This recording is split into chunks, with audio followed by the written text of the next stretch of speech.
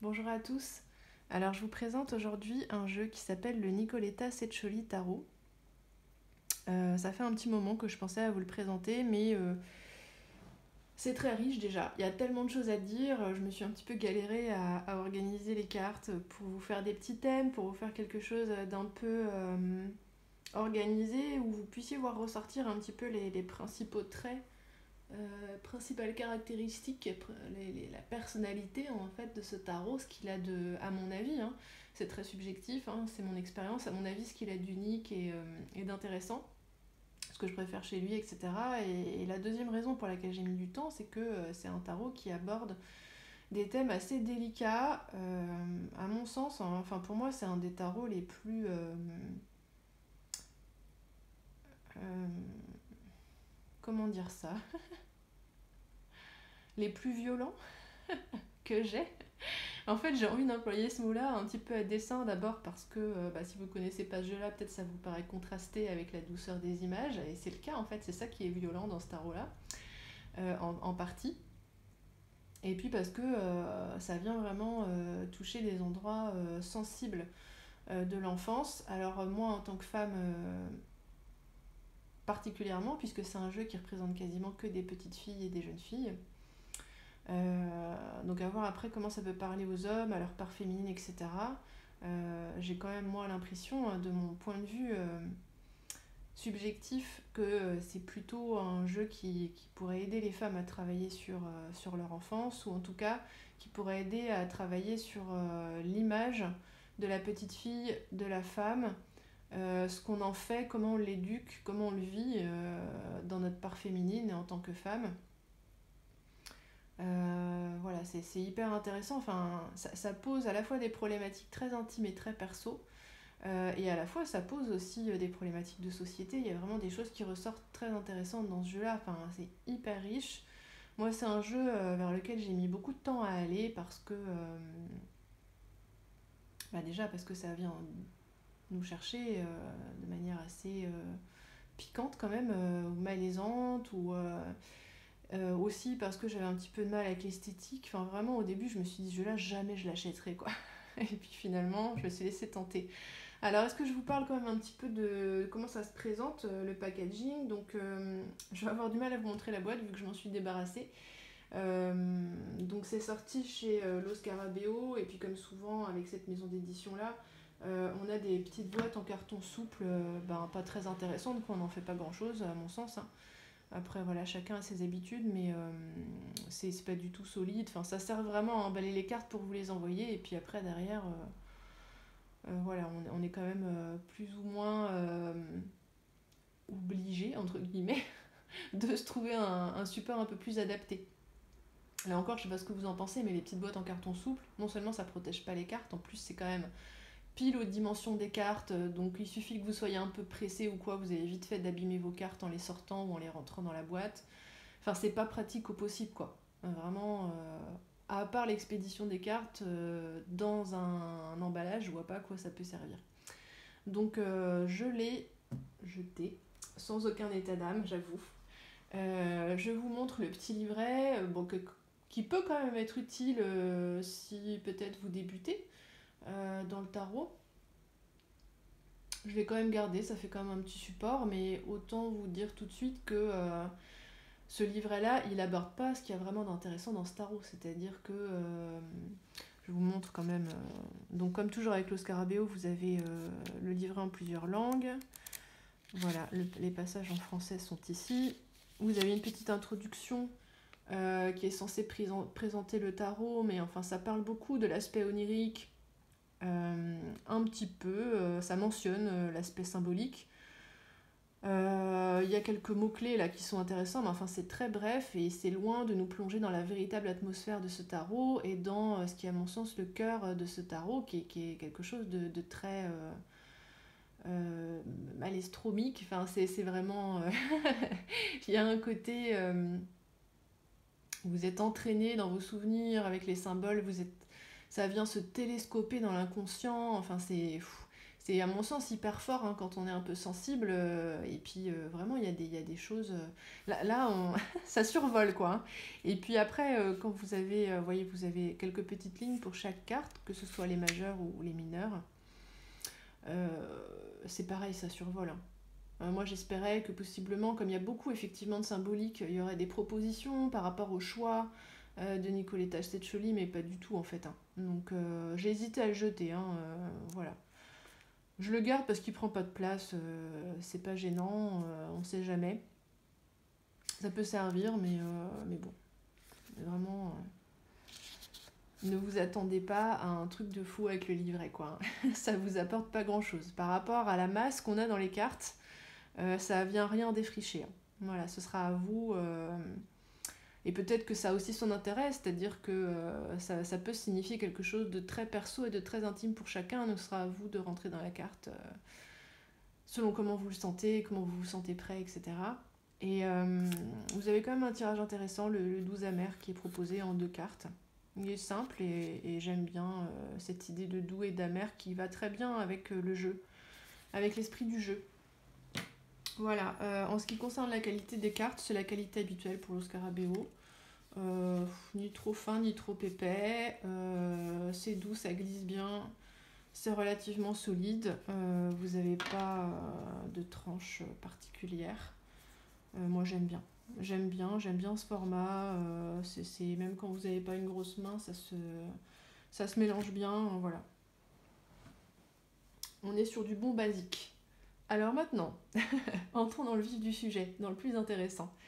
J'ai essayé de vous faire des petites catégories pour vous montrer un petit peu comment se déploie ce jeu. Alors, comme je le disais dans l'introduction, c'est un jeu qui est habité par un esprit enfantin onirique, mais dans un contexte symbolique, dans un contexte qui est plutôt... ça se déploie dans un décor qui pourrait être celui de l'inconscient, on peut dire ça comme ça, ce qui explique effectivement qu'on dise que voilà, il est onirique, il y a un côté absurde. Il y a quand même des repères qui nous rattachent à la réalité, comme par exemple les jouets, la nourriture, les animaux, je vais vous montrer ça au fur et à mesure. L'esthétique est très douce, les couleurs sont très douces. On est beaucoup sur des bleus, des roses.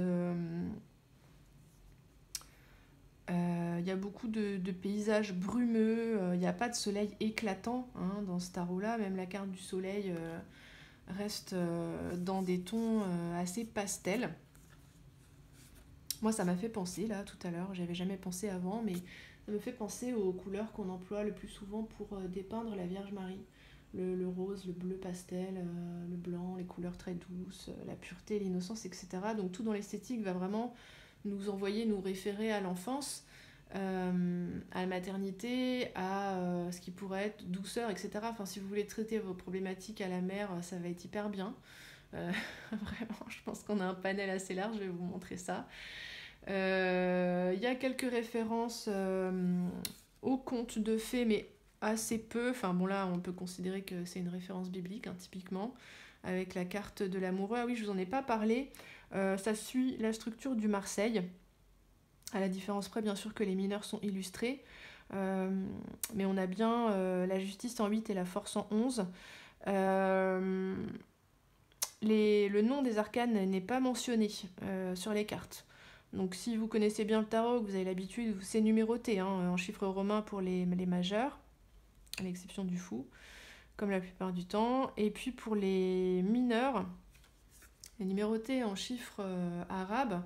Et puis on a un petit symbole en haut de la carte qui va vous dire ce que c'est. Donc là on est sur des bâtons, là on est sur des coupes. Quand ce sont des personnages de cour, où sont-ils les personnages de cour? Voilà, on a un petit cheval pour le cavalier, on a un petit casque pour le valet, et on a des couronnes pour la reine et le roi. Donc moi j'aime bien l'aspect minimaliste, ça nécessite d'être déjà un petit peu à l'aise avec le tarot, en même temps c'est pas un tarot que je conseillerais pour débuter, ou pas tout seul alors, hein, parce que je suis d'accord que le principal c'est de se sentir appelé, attiré par un tarot, comme on peut être appelé, attiré par une personne aussi. parce que ce tarot-là, il a des choses à vous montrer, à vous apprendre, il vient toucher quelque chose en vous. Si vous êtes touché, si vous êtes ému, si vous vous sentez appelé, c'est forcément que ce tarot, il est pour vous, que vous soyez débutant ou pas, on s'en fiche en fait. En revanche, si vous êtes dans une première prise de contact avec le tarot, celui-là est quand même assez spécifique.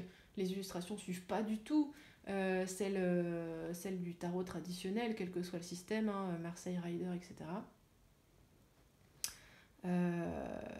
Voilà, c'est pas, c'est une vision colorée du tarot. On est sur un tarot, ça suit une structure de tarot. On peut trouver un lien plus ou moins proche, plus ou moins lointain avec la symbolique qui fait pilier habituellement de chaque arcane, mais c'est une vision très colorée, une ambiance très particulière, quoi. Voilà. Donc à employer plutôt dans le cadre d'un travail de l'ombre, un travail sur l'enfance, un travail sur la mère particulièrement, sur le féminin. Voilà. Donc je vous montre les cartes.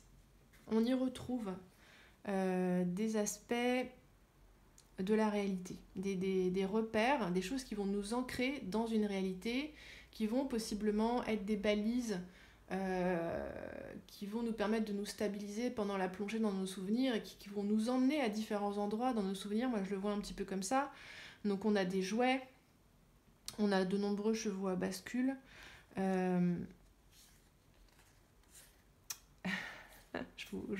commenterai certaines des cartes au fur et à mesure.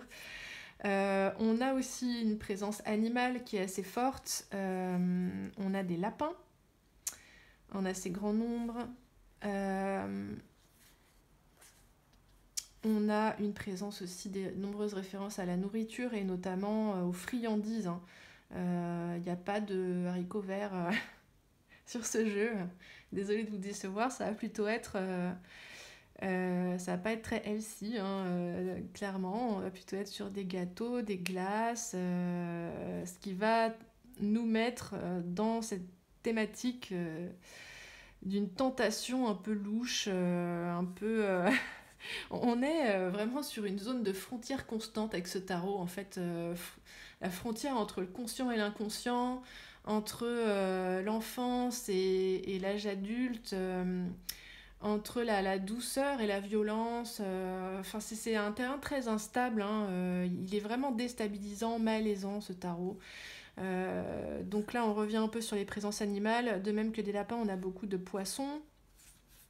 Ici on a la thématique de l'araignée qui va être bien sûr symboliquement hyper intéressante à creuser, parce que voilà elle a plusieurs aspects, mais notamment sous celui de la référence à la mer.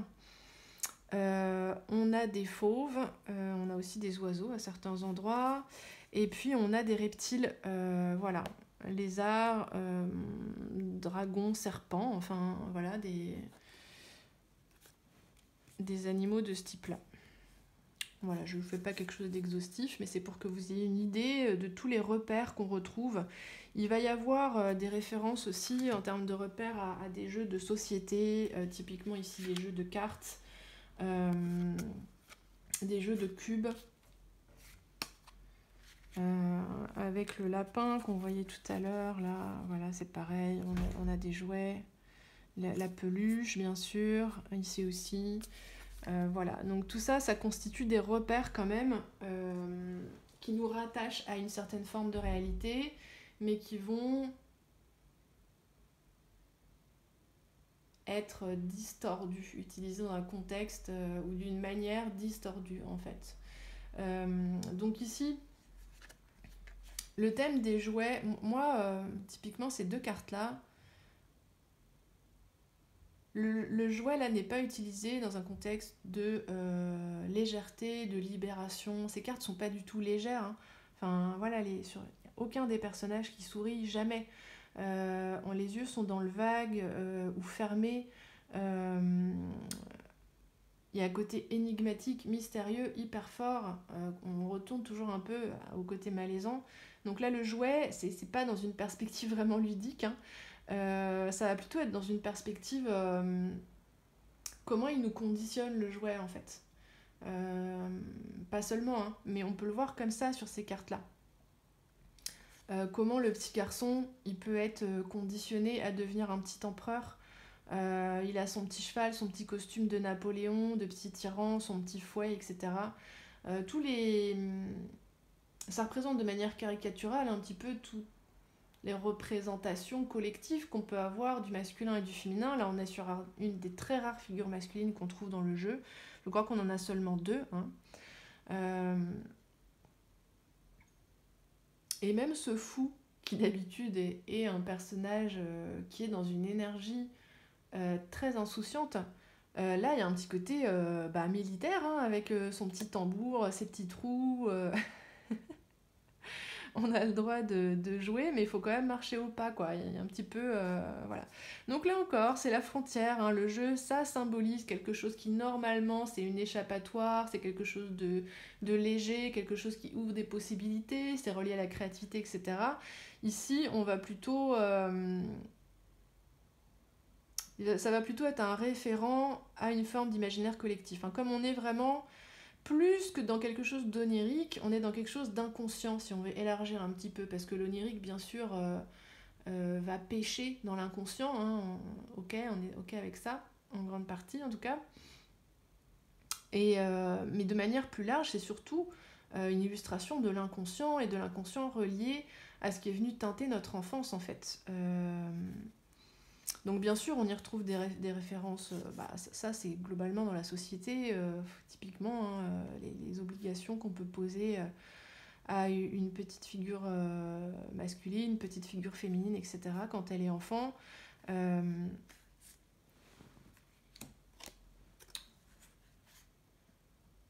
Là typiquement, j'en perds mes mots des fois, je suis désolée, parce que pour le coup, il nous entraîne quand même pas mal ce tarot. Donc pour aller un petit peu plus loin, il va y avoir le thème de la maltraitance qui va être abordé aussi dans certaines cartes. Je ne vous ai pas forcément pris les plus choquantes, on va dire. En tout cas, celles qui, moi, viennent le plus me chercher, parce que ça va être super perso. Hein. N'empêche que celle-ci, voilà. Et en même temps, ça ouvre quand même des perspectives sur les arcanes. De manière générale, si on reprend un peu de hauteur, hein, moi ça va peut-être m'aider à retrouver de la clarté dans mes idées, mais typiquement, le cavalier de Pentacle, j'aurais pas pensé à l'illustrer de cette façon-là, avec ce petit cœur là, Hate Me. Je le voyais pas du tout comme ça, le cavalier de Pentacle, je le voyais plutôt comme au contraire un personnage. C'est pas le Superman du coin, mais quand même. Il a ce côté, je prends mon temps mais je fais les choses bien, je protège, il peut avoir un côté protecteur, le cavalier de Pentacle. Il n'est pas risque tout comme un cavalier d'épée ou même un cavalier de bâton. Mais là, on a mis en avant cet aspect qui peut être un aspect finalement du cavalier de Pentacle. Je trouve pas ça bizarre. Je continue coûte que coûte en fait, quitte à me faire du mal finalement. Il y a un aspect, comme c'est du pentacle, qui peut être pragmatique, poussé un peu trop, qui peut être froid, qui peut négliger, ne pas vouloir voir la vulnérabilité et la maltraiter, etc. Donc ça offre quand même des visions intéressantes. Et voyez ici le cavalier de coupe. C'est pareil, souvent le cavalier de coupe est présenté dans une forme de douceur, une énergie en tout cas qui est assez douce, liée à l'expression des sentiments, des émotions, qui peut dans un aspect négatif classiquement être apparenté à quelque chose d'un peu hypocrite ou de possiblement manipulateur. Là, dans l'énergie, pour moi, on a quelque chose qui se rapprocherait peut-être plus d'un cavalier de bâton, dans l'intensité en fait. Et en même temps, ça nous rappelle que les couples, les émotions, c'est aussi... l'eau, c'est aussi quelque chose de dangereux, en fait. C'est aussi quelque chose qui nous emporte. Ça peut parler de tout ce qui est obsession, par exemple. Et ça peut être un aspect, finalement, du cavalier de coupe. C'est vraiment...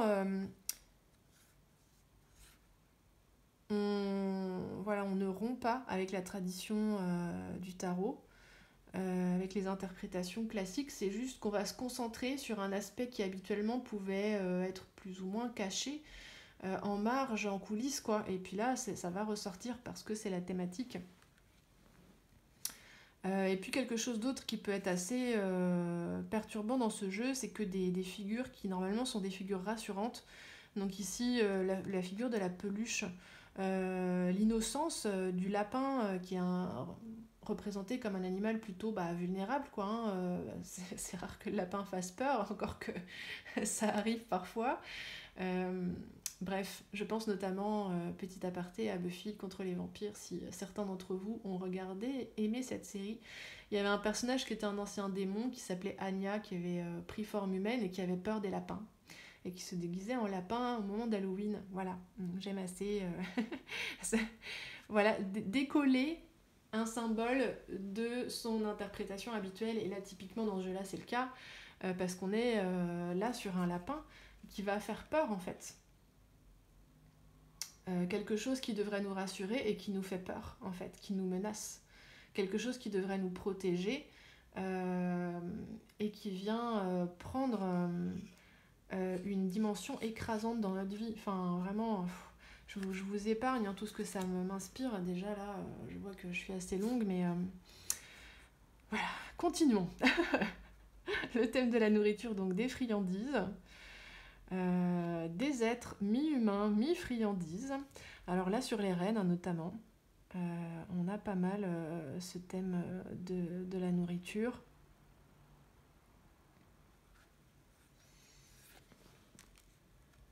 Les petits poissons qui interviennent bien sûr beaucoup dans la suite de coupe. Je vous montre quand même des cartes qui sont des cartes plus douces, plus poétiques, parce qu'on a quand même de la poésie. Et je pense qu'on va plus ou moins l'apercevoir selon que la carte vient plus ou moins nous déranger en fait.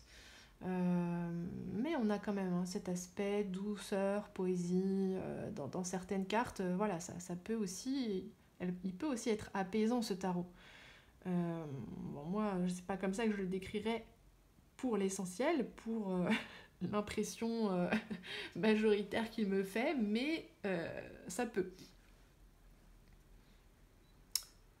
Bon, il y a toujours un côté avec ce petit personnage qui relève sa jupe. C'est... Là, c'est doux, on est sur les coupes. Hein. Donc on garde ce côté romantique des coupes. Même si sur le cavalier, comme vous l'avez vu tout à l'heure, on part un peu plus dans l'intensité et la violence. Mais bon, c'est un cavalier, donc il agit. Il est en mouvement. Mais là aussi, c'est très intéressant que des personnages... qui sont censés être en mouvement, comme ce cavalier, là typiquement ils sont sur des chevaux de bois qui donc n'avancent pas en réalité. Donc on est vraiment sur un tarot qui va vraiment concerner votre intériorité, quoi, votre inconscient, votre intériorité. Pour moi, il marche mieux sur des problématiques très intériorisantes. Je ne l'utilise pas pour me faire avancer dans ma vie quotidienne pragmatique, mettre en place des projets, ma carrière, etc. Sous un angle, je veux dire, qui viserait à être efficace, à être productif, à faire du tangible. Je peux l'utiliser dans le domaine de la carrière pour ce qui va toucher, je sais pas moi, les relations avec la hiérarchie, par exemple, qui pourrait faire penser aux relations qu'on entretenait avec nos parents, par exemple. Voilà, à chaque fois, ça va se relier quand même à des choses comme ça. Donc ici, on a une interprétation hyper intéressante du 7 de Pentacle avec ce personnage arachnoïde que j'attends que les événements viennent se prendre dans ma toile. Voilà. Donc toujours pour illustrer la représentation animale dans ce tarot. On a pas mal de personnages mi-humains, mi-animaux. Comme on a des personnages mi-humains, mi-nourriture. Là encore, les frontières sont brouillées, on est sur un terrain mouvant. On a cette fausse impression de confort et de sécurité. Et sous la surface, c'est totalement différent avec ce très beau 9 de bâton, je l'adore. Voilà. Alors que je me relie un petit peu à mon propos. Je mets un petit peu d'ordre. Ça, on a vu, ça, on a vu. Voilà. Donc si on continue ici avec l'animal, on part sur le serpent, on part sur la tentation, sur des sujets plus ou moins bibliques, la femme et la tentation. Je commence pas à vous commenter parce que ça va durer des plombes, je vous laisse apprécier la façon dont c'est illustré, ces petites pommes qui se trouvent en majorité sous la jupe du personnage. les références que ça peut être à la tentation originelle, au sexe féminin en tant qu'objet tentateur, mais aussi la pomme, source de vie, etc. Enfin, voilà. Et puis pareil, le serpent qui a une symbolique super intéressante, hein, qui est négative dans les traductions classiques de la Bible, celles qui circulent, on va dire, dans notre société actuellement, mais qui ne sont pas pour autant les plus exactes à mon sens. Et puis il a aussi cet aspect très positif de je change de peau, je me renouvelle. Enfin moi c'est un animal que j'aime énormément, le serpent. Et puis il nous invite à la curiosité, qui à mon sens est une bonne chose, à aller voir au-delà des apparences. Il y a aussi une référence à la Kundalini, qui est une très belle énergie de vie. Enfin voilà, il y a beaucoup de choses intéressantes. Alors là, on va passer sur le thème de la carotte. Voilà, le diable. Enfin, très explicite pour le coup. Voilà, les 2 carottes qu'on trouve dans ce jeu. Ah oui, on en trouve. Est-ce qu'on en trouve? Ah oui, peut-être dans le 10 de bâton, je vous montrerai après. Sans commentaire pour le diable. Voilà. Ici, le thème de la castration, d'un point de vue psychanalytique, hein, à mon sens. J'aime beaucoup cette carte, en fait. Elle est drôle, en fait, d'une certaine manière. Elle pleure, cette petite carotte. Je sais pas si vous voyez, elle a des petites larmes qui coulent le long de ce qu'on ne peut pas appeler une joue. Mais voilà, vous me comprenez. Puis ce grand couteau, là, qui est tenu par une petite fille. Bon, c'est intéressant. Il y a aussi des personnages guerriers. Voilà, je voulais vous montrer ça. Des personnages féminins guerriers. Donc on a des personnages tentateurs, des personnages guerriers, des personnages mi-animaux, mi-nourriture. Je vous garde les rois pour la fin. Les 2 thématiques qui nous restent, c'est l'enfermement et l'impuissance, et le rapport à soi et à son image. Alors, il y a beaucoup de cartes, notamment dans les majeures, hein, qui représentent des petits personnages féminins qui sont isolés, soit inaccessibles hors d'atteinte, soit enfermés, sachant que ça va être un peu les 2 côtés d'une même pièce, à mon sens. C'est-à-dire qu'on s'isole pour se protéger, on est hors d'atteinte pour créer son propre univers, sa propre bulle, etc. Et en même temps, ça nous enferme, ça nous coupe. Et c'est très bien abordé ici, avec la haute prêtresse. Ici, vous avez la carte de la justice. Elle se tient au-dessus de la mêlée, hein, cette petite fille. On voit ici hyper intéressant, tous ces petits cavaliers qui bravement viennent tuer les cœurs, qui voudraient contaminer ce personnage. C'est hyper intéressant, vraiment. On n'a que des cartes de cœur. Vous voyez, tout est pensé, hein, tout est réfléchi. On peut vraiment faire un travail super avec ces cartes. Là, avec la tour, c'est pareil. Elle est isolée dans sa petite tour formée de cubes. De même, avec le jugement, on a plutôt ce côté labyrinthique. La clé de l'épanouissement, qui est tenue par un petit lapin. On a des références à Alice au Pays des Merveilles, à Blanche-Neige. Je crois que j'ai prévu de vous les montrer plus loin. Oui, sûrement. Voilà, et puis là, ça bascule dans l'enfermement avec le 4 de coupe. Et puis regardez ce monde comme il est intéressant. Oui, elle a réussi à créer son monde, une phase d'achèvement, d'accomplissement. Peut-être qu'elle a tout ce qu'elle veut, ce petit personnage, mais elle est enfermée dans sa bulle en fait. Et dans le 4 de coupe, elle le ressent un petit peu cruellement, quoi. Voilà, là on est... on va dériver un petit peu sur les rivages de l'impuissance. Se sentir impuissant face aux événements, peut-être avec cette roue de fortune. Impuissant face à la souffrance, en fait, être réduit à la paralysie ou à l'immobilité. On peut y voir aussi une métamorphose qui est douloureuse, qui peut être possiblement bloquée, interdite. Là encore, on a des personnages mi-humains, mi-animaux. Ce sont des cartes là qui vraiment viennent nous piquer, et il y a un côté déchirant dans ces cartes. Et puis ce 8 de bâton que je trouvais hyper intéressant parce qu'habituellement c'est une carte de mouvement, d'action, c'est une carte de puissance, hein, on a tous les moyens pour agir avec un 8 de bâton, on est dans une énergie propice. Et là, l'action, là encore, elle est intériorisante en fait. Peut-être qu'effectivement on va se déployer mais d'une manière psychique en fait.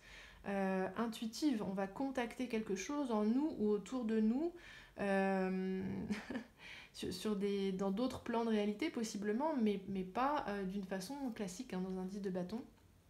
Et pour continuer avec les cartes déchirantes, on a ce magnifique 5 de pentacle qui vient nous heurter physiquement. Il y a des cartes qui nous heurtent physiquement dans ce jeu.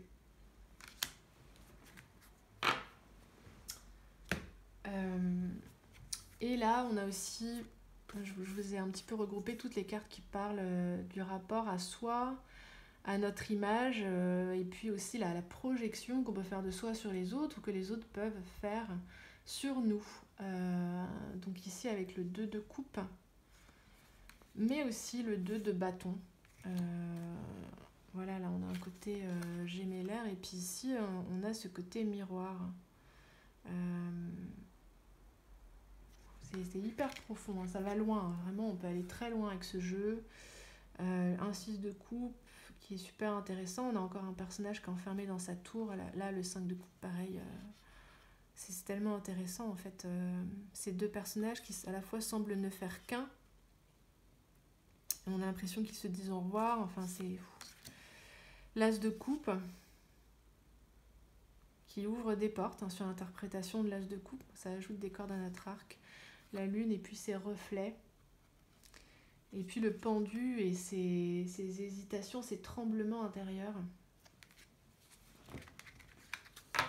Voilà, on arrive sur la fin. Je voulais vous garder pour la fin les rois, parce que ce sont mes cartes préférées dans ce jeu. Les rois sont des femmes, comme tous les personnages de ce jeu quasiment, à l'exception de 2 je crois. Les rois sont des femmes, et pour 3 d'entre eux,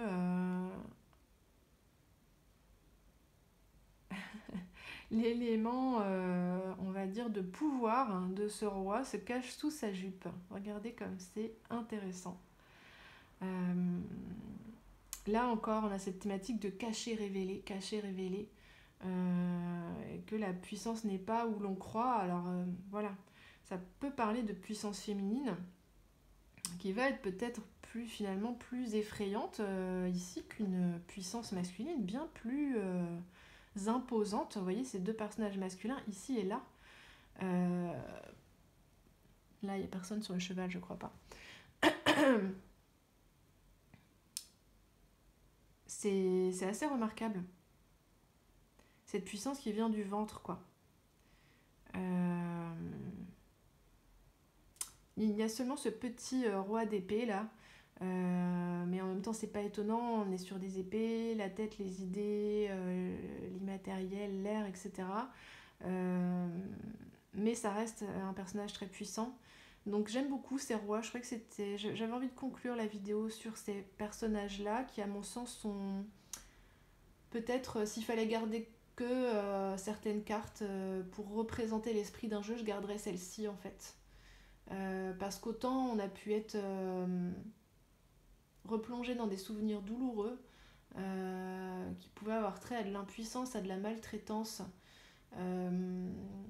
à des identifications collectives difficiles à digérer, à des projections difficiles à digérer, autant les rois nous remettent debout la figure du féminin d'une manière très intéressante, inédite dans le tarot, je trouve. J'ai jamais vu des rois traités de cette façon, et ça fait porter un autre regard sur la puissance même en règle générale.